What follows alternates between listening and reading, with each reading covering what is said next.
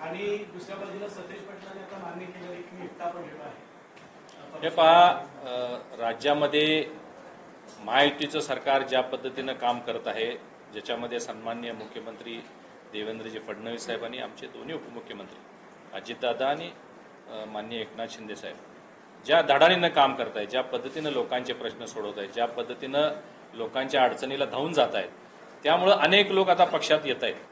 ज्या पद्धतीनं शिवसेनेमध्ये जात आहेत, भाजपमध्येही आपल्याला नजीकच्या काळामध्ये अनेक लोक आलेले पाहायला मिळतील. राष्ट्रवादीमध्ये सुद्धा काही लोक आपल्याला गेलेले पाहायला मिळतील.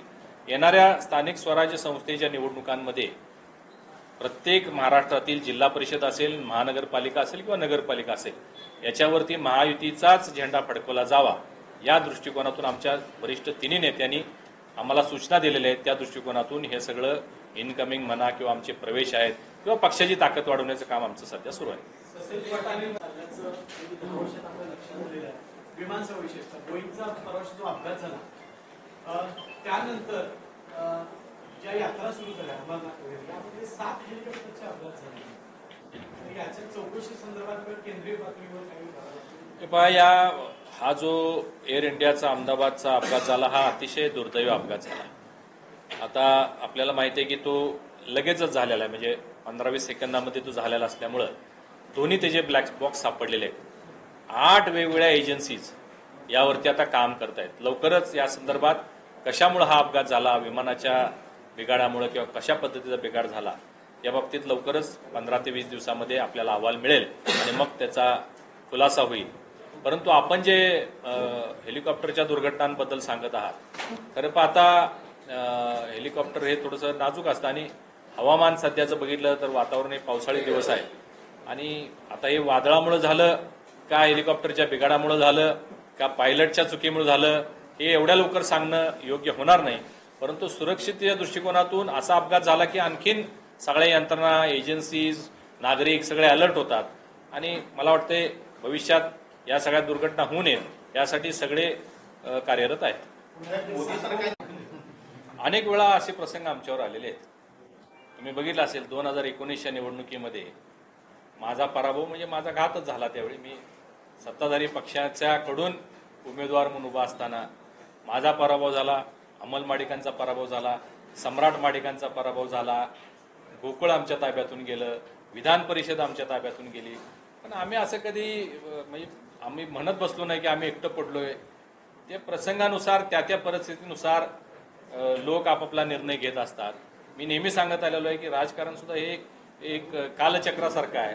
आज मावळलेला दिवस उद्या उगवत असतो. त्या दृष्टिकोनातून आम्ही काम करत राहिलो. आम्ही कधी नाराज झालो नाही, कधी नैराश्य पत्करलं नाही, कधी खचलो नाही. काम करत राहिलो तर लोक आपल्यासोबत राहतात. याचं उदाहरण आपल्याला पाहायला मिळालं की मी पुन्हा खासदार झालो, अमल आमदार झाला, आता गोकुळ सुद्धा पुढच्या वेळी ताब्यात येईल, विधान परिषद भाजपकडे येईल. या सगळ्या गोष्टी तुम्हाला मी म्हणजे नैराश्य न काही लोक निराश होतात, नाराज होतात, टीव्ही फोडतात, गाव सोडून जातात. आम्ही तसं काही केलं नाही. आम्ही खंबीरपणानं उभा राहिलो म्हणून आम्ही पुन्हा या जिल्ह्यामध्ये आपल्या कार्यकर्त्यांना न्याय देण्यासाठी आम्ही त्यांच्या पाठीशी आता उभे आहोत. मी काय सल्ला तुम्हाला उद्या एडी मिळाला टीव्ही फोडण्यासाठी. चला ह्याच्यावर लोक सुद्धा जाऊन गोकुळच्या वेगवेगळ्या ठिकाणांना भेटी देतात, चर्चा करतात, अधिकाऱ्यांशी बोलतात, संचालकांशी बोलतात. गोकुळमध्ये महायुतीची सत्ता आली यामध्ये माझा कुठलाही प्रयत्न नाही आहे.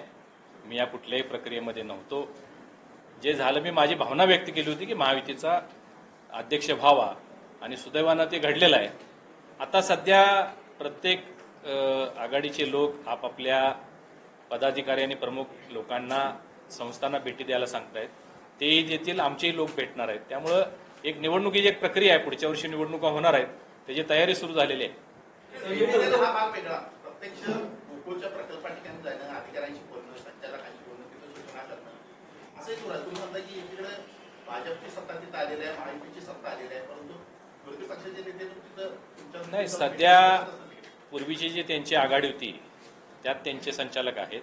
त्यामुळं त्यांनी पुढच्या दृष्टिकोनातून प्रयत्न करणं स्वाभाविक आहे.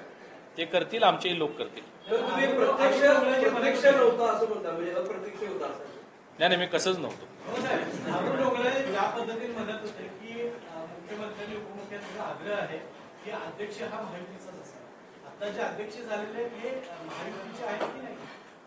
100% महायुतीचे अध्यक्ष आहेत. श्रीफ साहेब कुठे आहेत?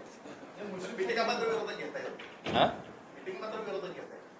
सत्ता नाही माहिती मीटिंग हे बघा, निवडणुकीच्या पुढच्या दृष्टिकोनातून ज्या काही प्रक्रिया करायची ते प्रत्येक जण करणारच ना. विरोधकांनी काय घरात बसावं का? संस्थेमध्ये असणं संस्थेच्या बाहेर नाही, नाही, ते सध्या आता संस्थेत आहेत ना, अजून त्यांचे संचालक आहेत तिथं, अजून 5-6 संचालक त्यांचे आहेत.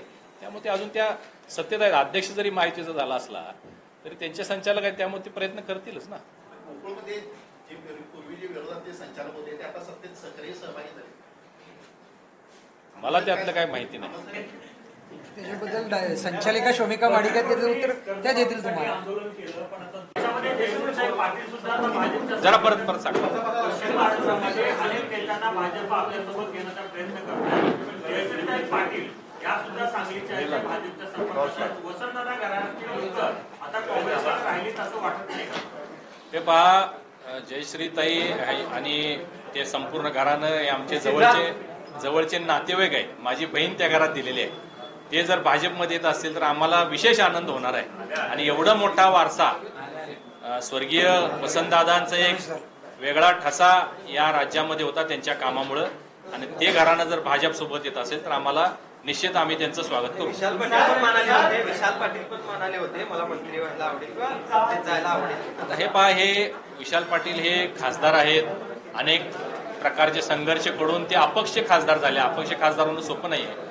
आणि असा एक तरुण युवा जो कार्यक्षम आहे, सभागृहामध्ये त्यांचा प्रेझेन्स चांगला आहे, त्यांची मांडणी चांगली आहे, त्यांना जर मंत्री आवडत असेल तर निश्चित ते वरिष्ठांशी चर्चा करतील आणि वरिष्ठ त्या बाबतीत निर्णय घेतील.